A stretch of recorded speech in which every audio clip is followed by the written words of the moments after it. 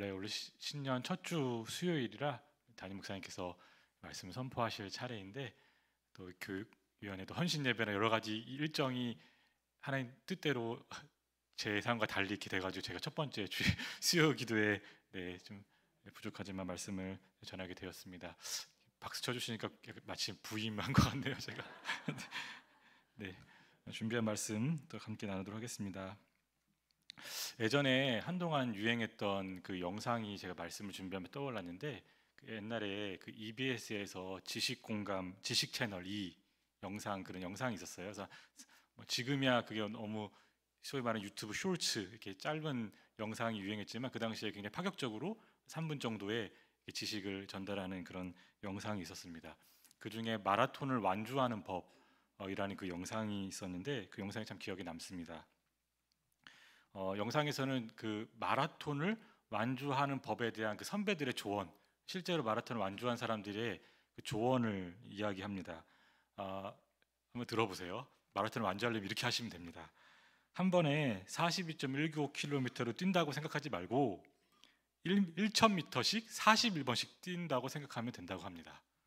네, 저는 이 얘기 들으면서 좀 기분이 나빴거든요. 이 얘기는 누구나 할 수 있는데 하여튼 마라톤을 뛰는 방법은 완주하는 법은 단순하대요. 1,000m씩 41.195로 뛴다 생각하지 말고 1,000m 뛰고 1,000m 뛰고 이렇게 41번 뛰면 완주를 할 수 있다는 겁니다.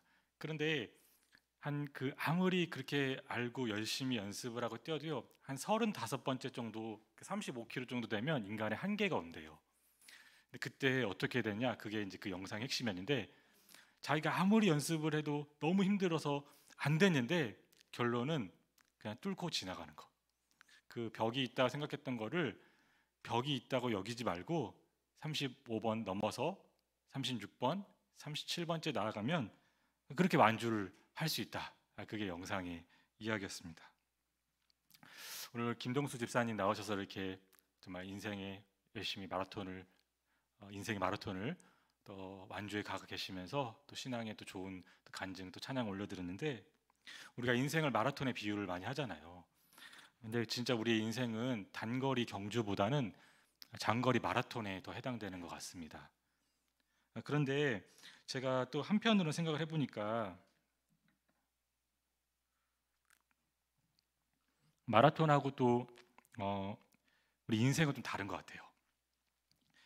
마라톤은 매 순간 결승선을 알잖아요. 방향을 알잖아요.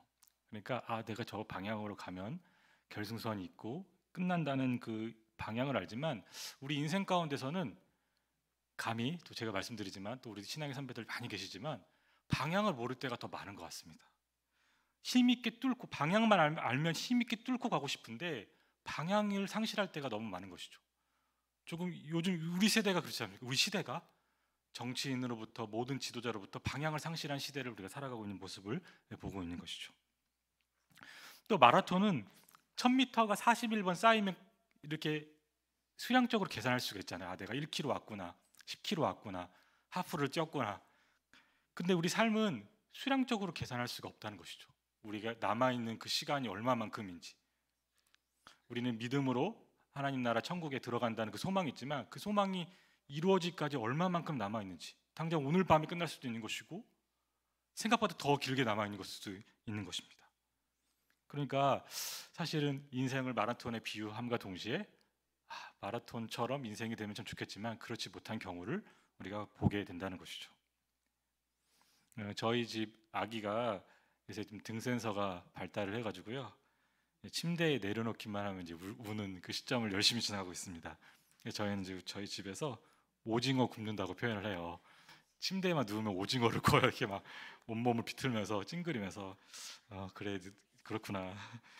근데 그러다 보니까 제가 이제 아이를 안고 있는 시간이 이제 좀 제법 많아졌거든요. 그것도 사실 제가 불과 1년 전에 생각하지 못했던 거죠. 뭐 감각적으로 1년 전만 해도 태어날지도 몰랐으니까요. 언제 주실지도 몰랐고 인생의 어쨌든 저도 마라톤 후에 그 중에 갑작스러운 그 방향 전환과 또 그런 은혜를 경험하고 있는데 제가 이야기를 왜 말씀드리냐면 제가 이 아이가 과연 언제 누워 잘까 이렇게 팔이 아프게 안고 있으면서 근데 서서 앉고 있는 시간에 뭘 할 수 있을까? 제가 사실 저는 굉장히 시간에 대해서 되게 중요하게 여기는 사람이거든요. 시간이 막 낭비된다는 거 했을 때 되게 못 견뎌하는 사람 중에 하나인데, 사랑하는 아들을 안고 있으면서도 이 시간이 좀 아까운 거예요. 얘는 언제 잘지 모르고 말씀도 읽어야 되고서 그러다가 생각하다 보니까 목사님이 예전에 담임 목사님께 예전에 이렇게 세워 넣는 성경책을 하나 주신 그 성경책이 있는 거예요. 그 성경책을 책꽂이에서 세워 넣고 말씀을 읽기 시작했습니다. 그래서 창세기 말씀부터 제가 묵상을 해 나가고 있는데, 오늘 말씀은 제가 그렇게 말씀을 읽다가 아브라함의 삶에서 발견한 좀 몇 가지를 좀 우리 설교 가운데 나누고자 합니다. 우리가 새로운 한 해를 시작하면 복 얘기 많이 하잖아요. 복, 새해 복 많이 누리세요. 이번에 신년 영시 예배 때도 새롭게 배웠는데, 우리는 복 많이 받으세요가 아니라 복 많이 누리세요. 하나님께 주신 그 복을 누려나가는 그런 인사를 축복 가운데 나눕니다. 근데 여러분, 복을 이야기할 때 빼놓을 수 없는 사람이 그 아브라함이지 않습니까? 그래서 우리 창세기 12장 2절에서 3절 보면 하나님께서 이렇게 말씀하시잖아요. 내가 너로 큰 민족을 이루고 내게 복을 주어 내 이름을 창대하게 하리니 너는 복이 될지라.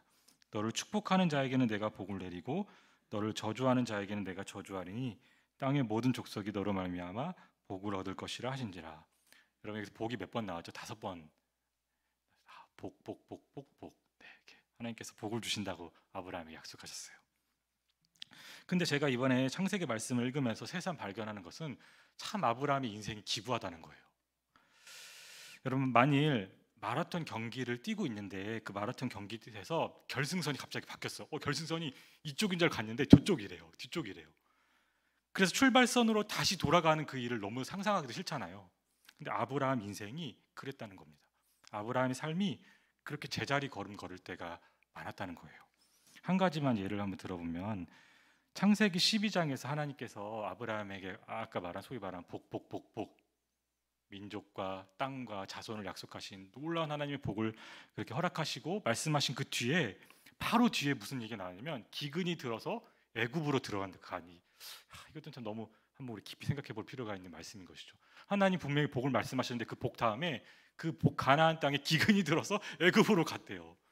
근데 애굽으로 갔는데 애굽에서 가서 한 일이 자신의 아내 사례를 감히 아내라고도 말 못하고 죽을까봐 자신이 내 누이다, 그렇게 비겁하게 살아남았던 그 이야기가 바로 12장에 있다는 겁니다.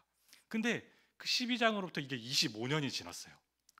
25년이 지나서 창세기 20장에 가면 다시 그랄 땅에 가서 아브라함이 똑같은 일을 해요.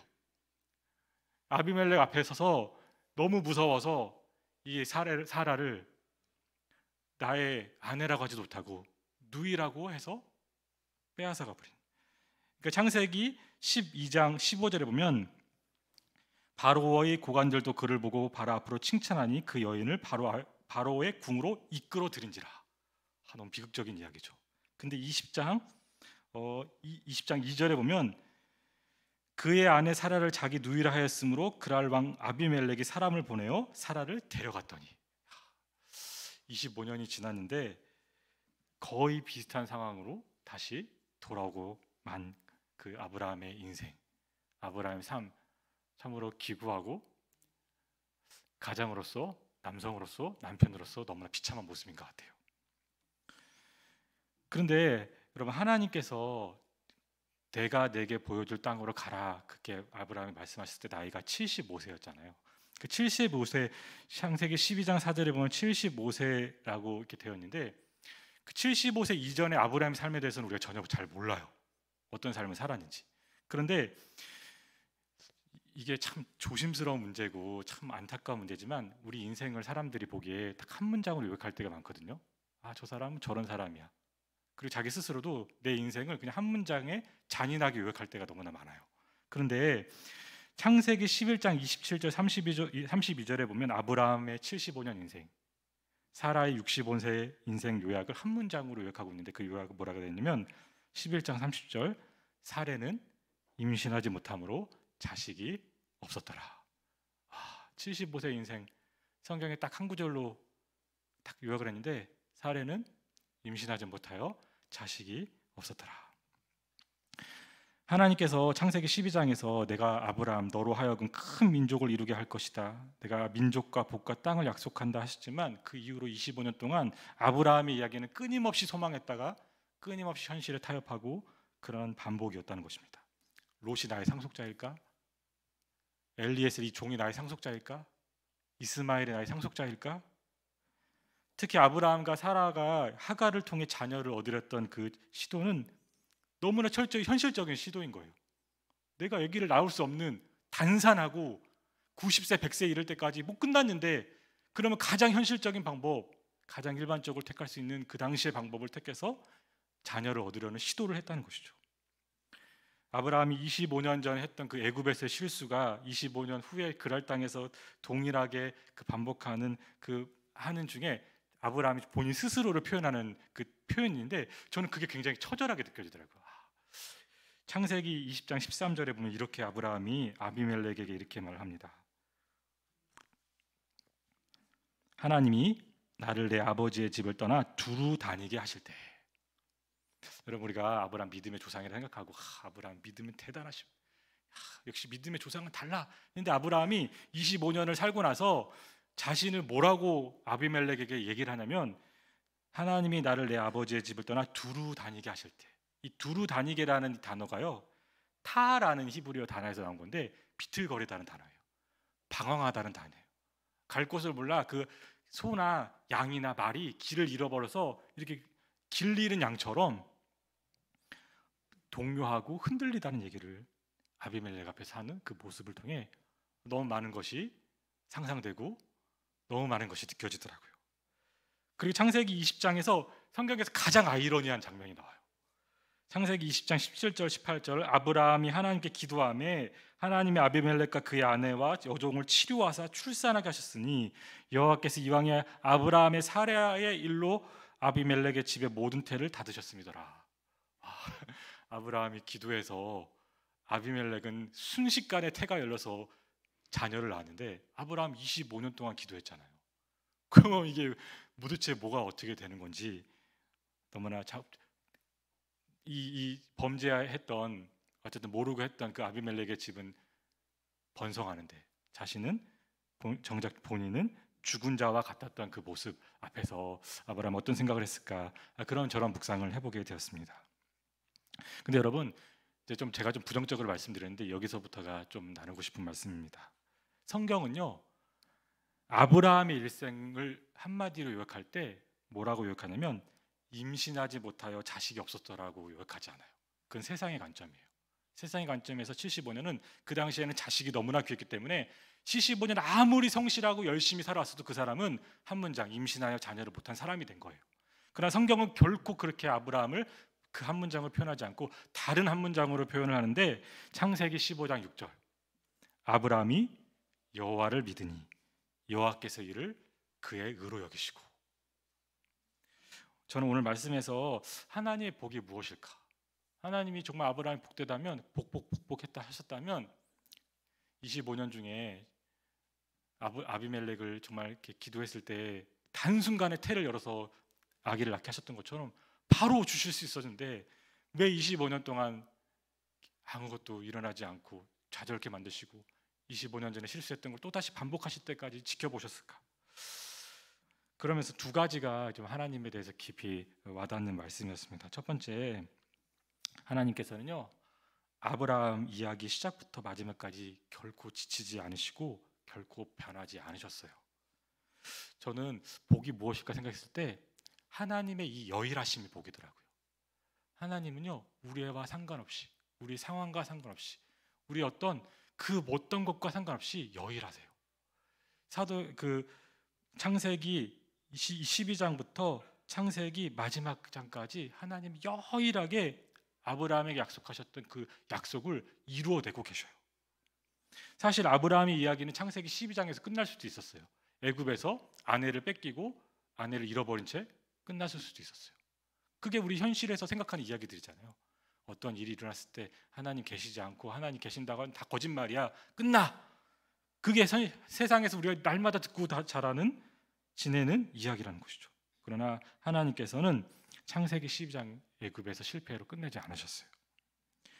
이후 롯 이야기에서 끝날 수도 있었어요. 롯이 헤어지고 아브라함 쓸쓸하고 외롭게 지내다 끝날 수도 있었어요. 그러나 거기서 끝내지 않으셨어요. 이스마엘 이야기에서 멈출 수 있습니다. 하나님과의 약속을 깨버리고 하나님 믿지 못하고 그렇게 불신앙적인 일을 한 그 아브라함, 하나님께서 분노하셔서 끊어버리시고 거기서 이야기를 끝내실 수 있어요. 그러나 하나님 그러지 않으셨어요. 매 장마다 하나님께서는 여일하셨습니다. 근데 그 여일하시다는 것이 기계적인 반복이 아니라는 게 우리에게 너무나 감사한 일이에요.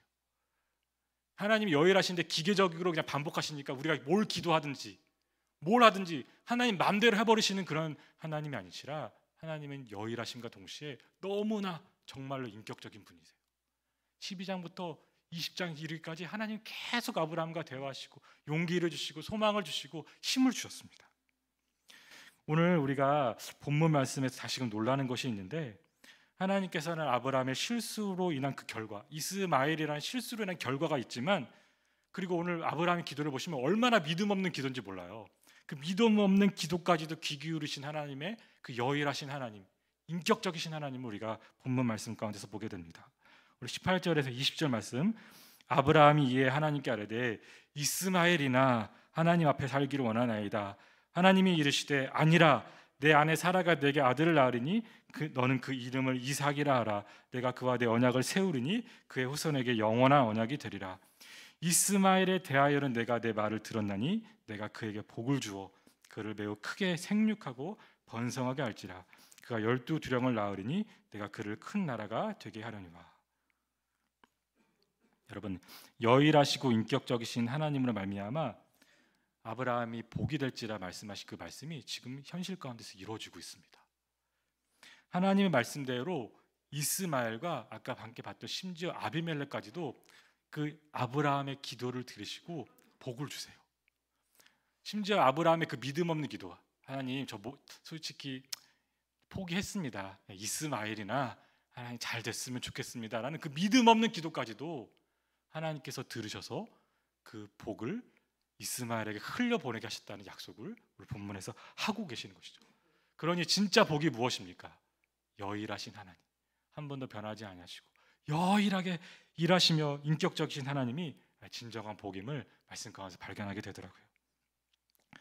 두 번째로 복이 무엇일까 생각하다 보니까 복이 내가 빛나는 것이 아니라 하나님이 빛나는 것이 복이구나, 그걸 말씀 가운데 다시 한번 깨닫게 되었습니다.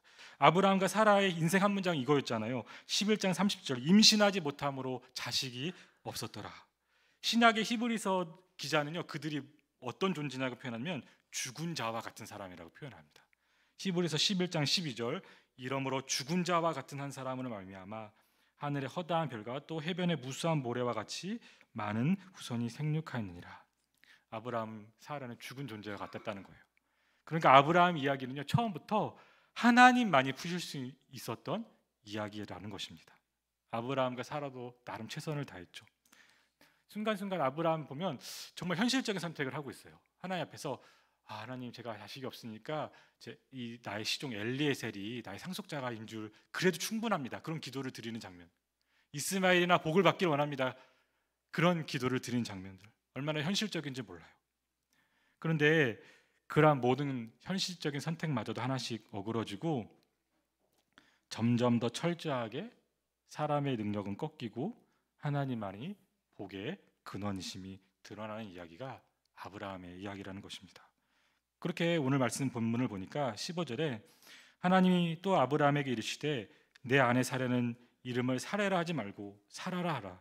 내가 그에게 복을 주어 그가 내게 아들을 낳아주게 하며 내가 그에게 복을 주어 그를 여러 민족의 어머니가 되게 하리니 민족의 여러 왕이 그에게서 나리라.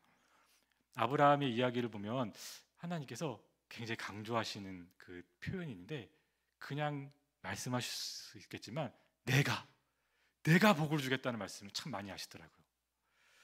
그러니까 이제 20장 이후 21장에서 드디어 이삭의 이야기로 말미암아 이야기가 이제 하이라이트로 나아가게 되는데, 그 이야기를 통해 철저하게 하나님만 빛나시는 이야기가 아브라함의 이야기고, 우리에게 주어진 복이 무엇이냐, 우리의 모든 것을 통해 하나님이 빛나시는 것이 진정한 복임을 아브라함의 이야기를 통해 다시 한번 깨달을 수 있었습니다. 여러분, 하나님의 복은요, 내가 무엇을 해서 얻어내는 것이 아님을 다시 한번 깨닫게 되더라고요. 내가 얻어내서 열심을 다해 현실적인 선택을 해서 얻어낸다면 그것이 나의 이름을 빛나는 것이 되잖아요. 내가 그때 그 선택을 잘했구나. 그러나 인간의 모든 노력이 철저히 깨지고 하나님만이 빛나시는 그 일, 그것이 우리 인생의 가장 큰 복이고, 하나님의 복은 하나님이 빛나시는 이름을 다시 한번 우리가 말씀을 통해 결단하며 깨닫길 원합니다. 그러면 좀 복에 대해서 우리가 좀 정리가 될 것 같아요. 물질, 하나님 복 중에 물질도 있거든요. 그 물질이 얻는 게 그냥 복이 아니라 그 물질을 통해 하나님이 빛나신다면 그것이 진정한 복인 것이죠.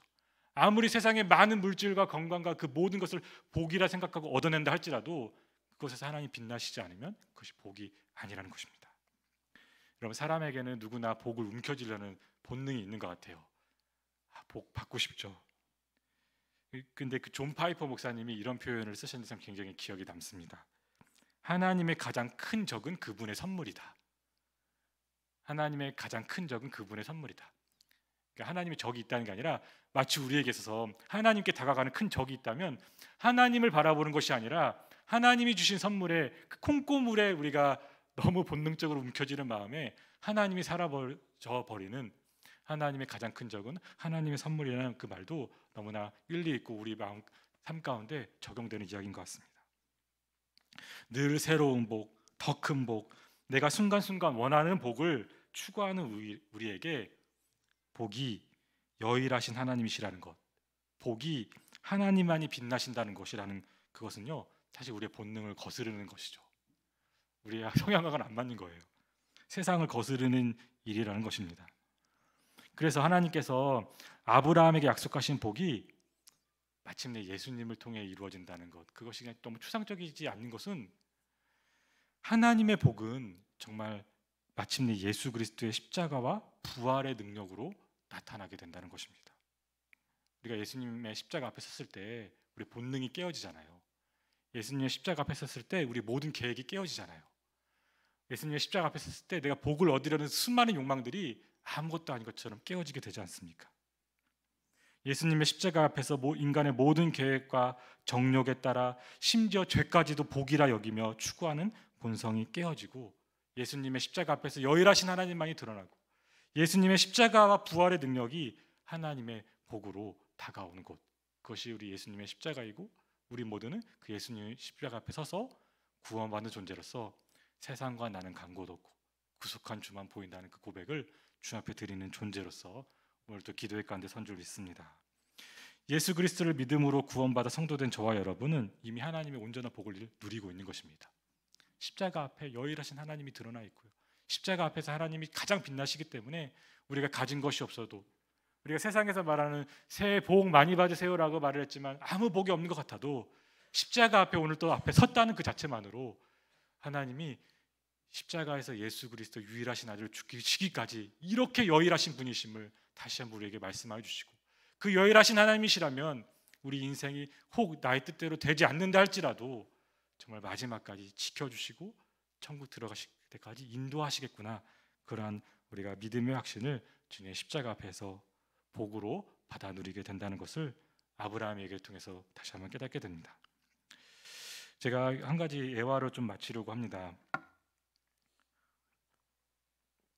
제가 이런 비슷한 예화를 좀 요새 좀 듣고 현실에서 일어난 좀 이야기를 듣는데, 그 중에서 좀 들은 얘기를 현실에서 제가 가까운 사람이 경험한 걸 들려드리면 조금 혹시 또 이제 오해가 될 수가 있으니까 신문에 나온, 기사에서 나온 이야기를 하나 들려드리고 싶어요.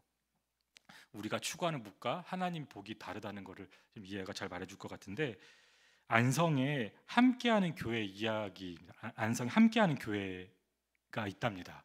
얼마 전에 국민일보 기사에 나왔습니다. 그 건축 이야기인데요, 교회가 건축을 하면서 80% 정도 그 공사비를 지급을 했는데 시공사가 부도가 나버린 거예요. 그래서 당장 하청업체들이 교회로 몰려와서 대금을 막 달라고 하는 겁니다. 근데 교회도 사실 피해자잖아요. 80% 이상 넣었는데 이제 교회가 그렇게 큰 교회도 아닌데 이거 지금 너무 막막한데 막 그 시공업체, 하청업체는 돈을 내놓으라고 막 오는 거예요. 그 처음에는 교회도 우리도 피해자인데 무슨 소리냐, 먼저 공사를 마무리할 생각부터 먼저 했어요. 그래서 막 이렇게 돈을 모으고 사채까지 해서 어떻게든지 교회 건축을 마무리하자는 그 마음으로 건축을 하려고 준비를 하고 있었습니다.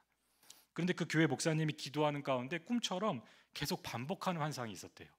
그거는 뭐냐면 어떤 사람이 그 환상 속에 어떤 사람이 교회 그 공사하는 그 곳에 와서 침을 뱉으면서 내가 예수 믿는 것들 때문에 큰 손해를 봤다. 그런 장면이 계속 환상 가운데 반복되는 거예요. 어느 날에는 꽃갱이를 들고 교회를 막 부수면서 내가 예수 믿는 것들 때문에 이렇게 지금 망했다. 그래서 목사님과 직분자들이 이것이 하나님 주신 환상으로 주신 말씀으로 받고 여러 논의 끝에 이렇게 결정을 내립니다. 교회 공사 재개보다 먼저 하청업체의 대금을 갚는 게 우선인 것 같습니다. 장로님들이나 당에서는 당연히 반대를 하죠. 이거 짓고 나서 할 수도 있지 않습니까? 근데 아니라는 그 결론이 났기 때문에 같이 하나님의 말씀을 주셨기 때문에 같이 그렇게 했대요. 교회는 건축비로 모아놓은 자금을 하청업체 20여 곳에 나눠주면서 우리 탓은 아니지만 정말 죄송합니다. 이게 우리 때문에 부도나고 이렇게 어려움 당한 건 아니지만 교회가 최선을 다해서 갚겠습니다. 그리고 교회가 대출과 사채와 그 원금과 이자까지 다 껴안고 그 일을 진행하였다는 거예요. 그런데 그 뒤에 있는 건 제가 기사로 한번 그냥 읽어드릴게요. 그런데 기적이 일어났다. 20여일 지났을 때 한 하청업체 대표가 찾아왔다. 자신은 불교 신자이고 지금까지 많은 공사를 했지만 이런 교회는 처음 봤다고 했다. 이런 교회라면 돈을 받지 않고 공사를 마무리하겠다. 돈은 나중에 주시면 받겠다고 했다.